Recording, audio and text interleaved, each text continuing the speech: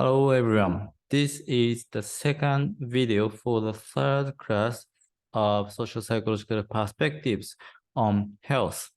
In the first video, I talked about what social identity is and then how it is related to people's well-being. I also explained when positive identity is compromised, there are two factors that determine whether people restore their positive identity or not. And those two factors were perceived permeability and then whether the position of the in-group is secure or not. In this video, I would start from an example of how people may respond to threatening circumstances, social identities, and responses to circumstances. So let's say there is gender discrimination, and we don't need to assume, but there is gender discrimination across the wide range of area. So if an individual self-define herself as a woman who shares social identity with other women, then her well-being would be compromised. This is because there is a wide range of gender discrimination in society. However, even if she defines herself as a woman, if she still sees the discrimination as illegitimate and unstable, she will take actions and her well-being can be saved through the means that her gender identity positivity is restored. So because in this case, she decides to stay in her group, her gender group, and also she sees discrimination as illegitimate. So she is using the strategy of social competition. So social identity theory gives us a start to understand when and how social identities affect our health and well-being. So because we identify with a particular identity, with particular social identity, when that social identity is compromised, our well-being could be lower, or our well-being could be also compromised. But as I have said, there is a way to save our well-being, and such strategies are social creativity and social competition. So we have been talking about social identity so far, and now let's move on to self-categorization theory. And before I explain about the self-categorization theory, I'd like to warn you that this theory is kind of difficult to understand, difficult to see what it means. So, well, what self-categorization theory is about is not so difficult, but what this theory propose is kind of difficult. So please be careful or be attentive to what this theory is trying to say. So this theory is about the psychology of group behavior. So remember, social identity theory was about intergroup relations. Social identity theory explains about how people's behavior is shaped by intergroup relations. So how people perceive their own group, and then the way they perceive their own group is through comparison with other groups. And in order to see their group positively, they compare between their in-group and their out-groups. On the other hand, self-categorization theory talks about when and which particular social identity we use to define ourselves and what are the consequences, what the consequences are. So as we have been talking, social identity theory talks about how we are motivated to maintain and develop a positive identity. And in order to develop a positive identity, people tend to compare between the in-group and out-group in a favorable way, by a favorable way of their in-group. But social self-categorization theory, in the self-categorization theory, the core goal is that what makes people to engage in group behavior. And the traditional answer to this question is the independence, interdependence, and mutual attraction. So when they feel that they are interdependent to each other, they are more likely to help others, and then they are more likely to cooperate each other. And when they perceive attraction of others, then they feel that they want to be closer to those other individuals, and then also they may be more willing to help others. In other words, you could say that I work for you because I like you, and then you work for me. This tells how much interdependence and mutual attraction plays in group behavior. However, I would like you to remember what minimal group studies have shown us. So in the minimal group studies, people are not interdependent, and then because people do not know other in-group members, there is no mutual attraction between members. But still, we observed group behaviors. So why is it? What makes people to engage in group behavior? So as I said, self-categorization theory is about when and which particular social identity we use to define ourselves. And then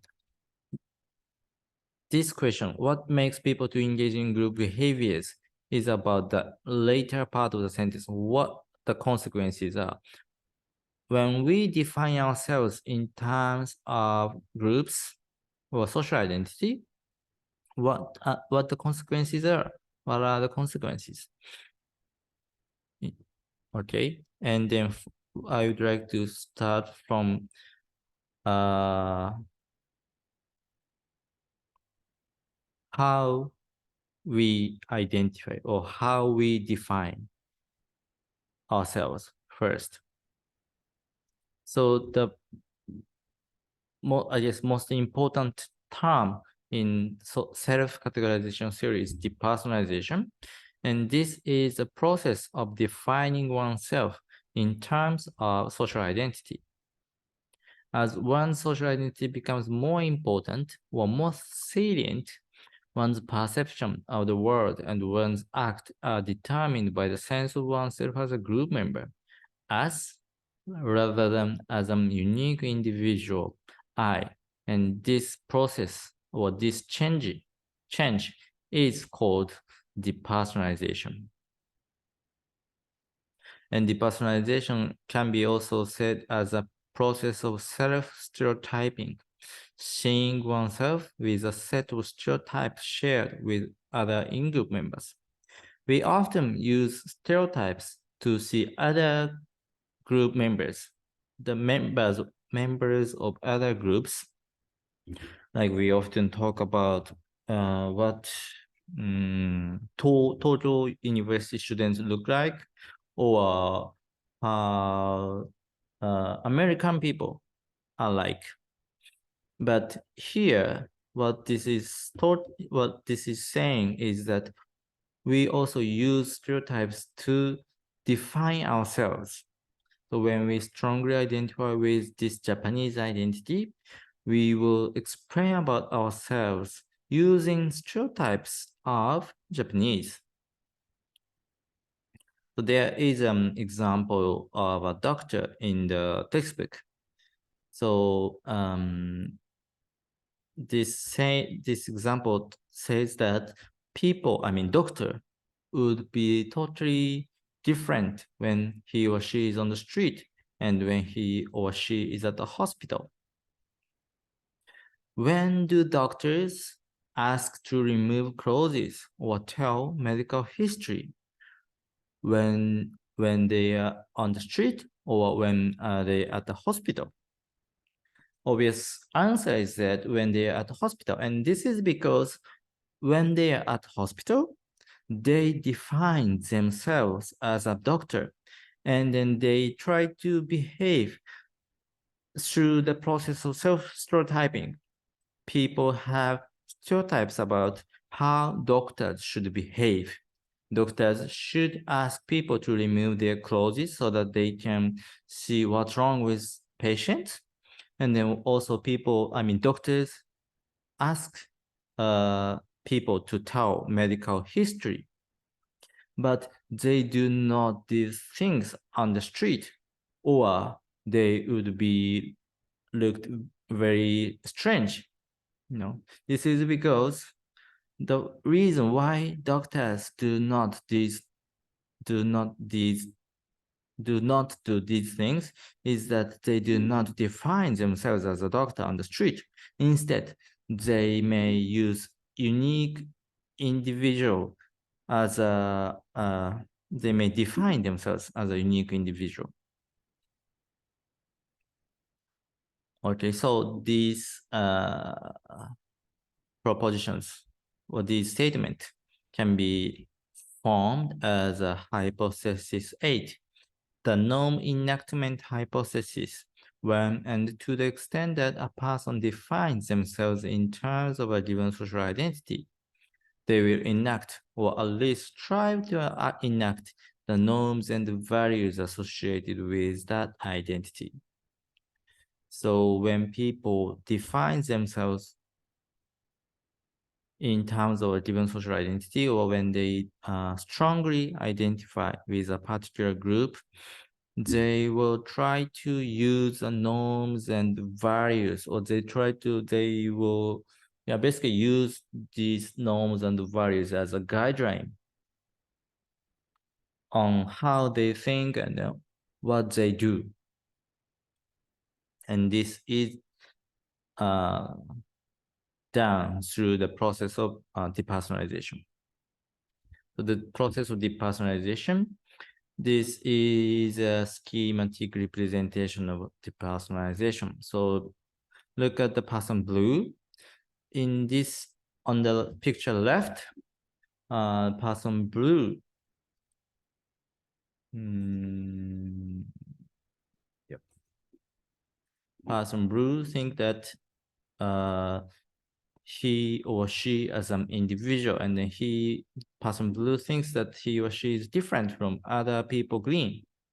But with some social identity, or with when people find a way to group him or herself and others as members of a group, then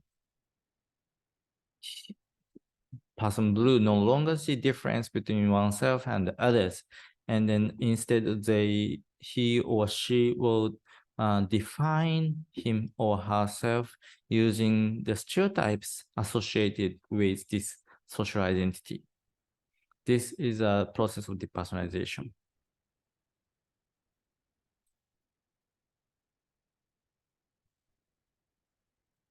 So through a process of self-stereotyping, the person blue comes to see oneself as members of the same social category with other green people, persons green. So the self-stereotyping is a process through which the self comes to be seen as categorically interchangeable with other in-group members. And here, interchangeable means things that are interchangeable can be exchanged with each other without it making any difference. And this is a synonym of same.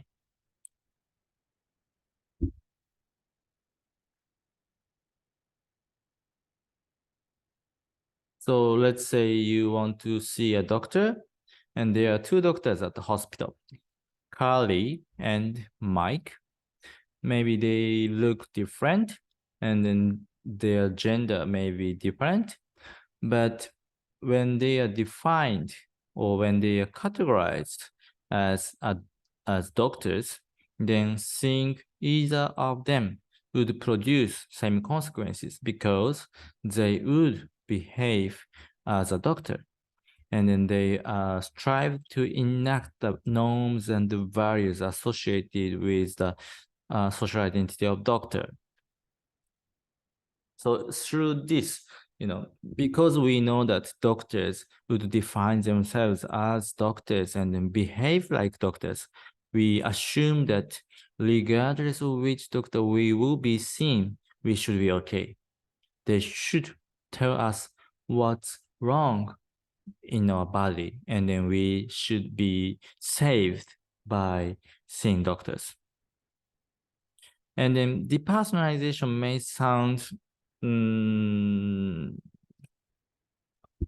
may have a negative connotation, but this is not the case in this theory. This is not a loss of self, but a redefinition of self. So when people do not depersonalize themselves, they see themselves as an individual. But when they depersonalize themselves, it doesn't mean that their unique self goes away, but instead, their unique self is defined in terms of their social identity. So in this theory, depersonalization has no negative connotation. Okay. So as I said, the process of depersonalization explains how people come to see themselves in terms of social identity, but not when or why. So, yeah, depersonalization talks about why or maybe how people come to see themselves in terms of social identity. And then let's think when or why people come to see themselves in terms of their social identity. There are two factors that determine identity salience. Here, identity salience means that they use the social identity to define themselves. And those two factors are the fit of a particular self-categorization and the person's readiness to use it. And then before I started explaining about self-categorization theory, I said that this theory is kind of difficult to understand.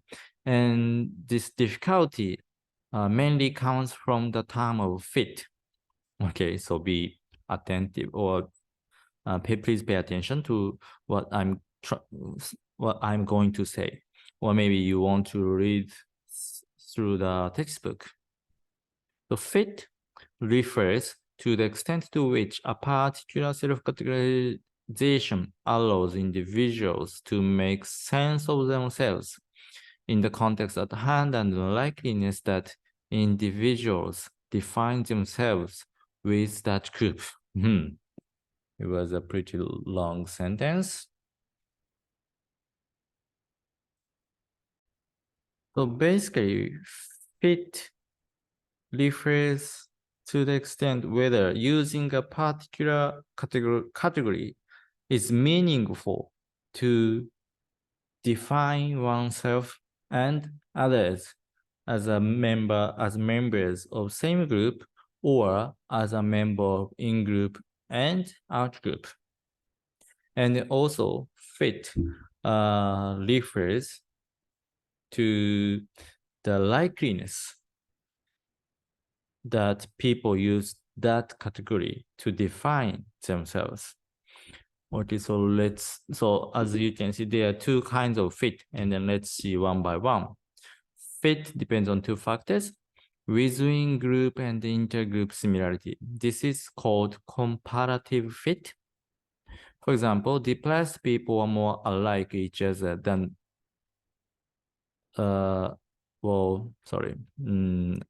depressed people are more alike each other than depressed and non-depressed people. So the similarity is higher between depressed individuals than the similarity between depressed individual and non-depressed individual. This is called comparative fit. So in this case, whether depressed or not has a comparative fit to explain individuals. When they are depressed and non-depressed people, the category of depression, or how do you say, the attributes of depression is useful to distinguish individuals into two groups. And also the differences of in-group and out-group correspond to prior expectations. And this is called normative fit. So depressed people are less happy than non-depressed people. So to give you more explanations, comparative fit refers to similarity within in-group members and between in-group and out-group members. And when in-group members' similarity is higher than the similarity between in-group and out-group members, you can say that the comparative fit is high. But when within group similarity is low or equal to intergroup similarity, you say that comparative fit is low. Okay. And on the other hand, normative fit is the match between the current observed behaviors or characteristics of individuals and such behaviors and characteristics from the past. So I think comparative fit is a bit more easier to understand, and the normative fit, you may need some example to understand what it is. So let's look at comparative fit first. So there are 5 individuals and other 5 individuals here. Okay, and then please consider that the distance between each. Okay, so each letter represents each individual, and then please consider that the distance between letters indicate the similarity of each individual. Okay, so in this case, let's say that there are 5 women and 5 men. And as you can see, 5 women are closer to each other than they are from 5 men. And then 5 men are closer to each other than they are from women. So in this case, you can say that the similarity within women is higher than the similarity between women and men. So you can say that gender categories comparatively fit to distinguish these 10 individuals. Okay, but maybe there is case like this. There are 3 women and 2 men standing closer from each other. And there are 2 women and 3 men standing or maybe sitting closer together. And in this case, because the distance between women and men is almost same as between women and men. Okay, the distance between this and this, and also this and this, or even, okay, maybe I chose a bit wrong one. Okay, let's say I want to use gender to distinguish these 10 individuals, and then distance between different category. Well, okay, sorry, let me say again. Distance between the same gender individual, women and women, here is almost equal to the distance between women and a man. Okay, And also the distance between women and another woman is bigger than the distance between the woman and the man. So in this case, the similarity within women is not higher than the distance between women and men. So you can say that gender category is not comparatively fit. And instead, you may want to find a different category, or you may want to use a different category to distinguish these individuals. And then you realize that, oh, wait, these 5 individuals are actually Japanese, and these 5 individuals are Americans. And now you can see that the similarity, and in this case, similarity is indicated by the distance between individuals, and the distance between Japanese women and Japanese men is smaller. So the similarity is higher than the similarity between Japanese women and American women.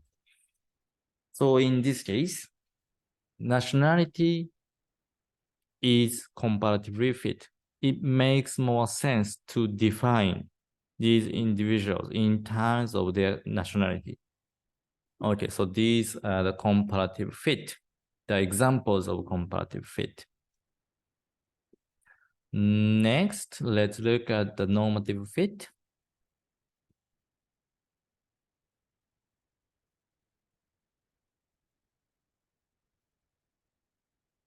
So as I said, normative fit is whether there is a match between your expectation or your knowledge about that category and the match between your knowledge of that group and actual observation of the members of that group, of that category, okay? So,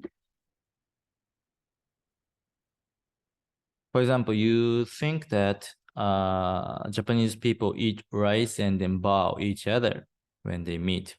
And then you know that, well, you believe that Americans eat bread and then they shake hands when they meet. So this is an expectation that you have about this category. And then if they actually do that, then you can say that this rice or bread eater is normatively fit. Whether they eat rice or bread is meaningful to distinguish these individuals. Okay? But maybe you could also realize that actually some Japanese people eat rice and some other Japanese eat bread. And that's true for Americans as well. Some Americans eat rice actually, and then some others do eat bread. So now, if you found this, then you may realize that your expectation doesn't match with your actual observation. So in this case, you would say that this rice or bread eater category is not normatively fit. So instead, you may want to find how you want to describe Japanese and Americans. And this is very much hypothetical, and then this is not really true. But let's say you realize that actually Japanese people are depressed, and then Japanese people are unhappy, and Americans are not depressed, and Americans are happy. And then from your expectation, you also know that Japanese people tend to show unhappy faces compared to Americans showing happy face. So in this case, depressed or non-depressed categorization is normatively fit. So whether they look happy or unhappy matches, the expectation of how Japanese and Americans behave actually matches with how they actually behave. Okay, so again, this is very hypothetical and not true, but it is meaningful to distinguish between Japanese people and American people using whether they are using the category of depressed and non-depressed people. And because in this hypothetical scenario, your expectation matches with your actual observation or actual differences between groups, you can say that this categorization is normatively fit. Okay, I hope this was clear. Okay, so I thought I would have some time to cover the another factor of social identity salience, which is readiness, but okay, let's keep it for the next class. As you can see, this chapter 2 has a lot of information, and then it will take several several classes to cover this chapter. But don't worry, let's go slow so that your understanding will be heightened. Okay, so see you in the next class. Thank you.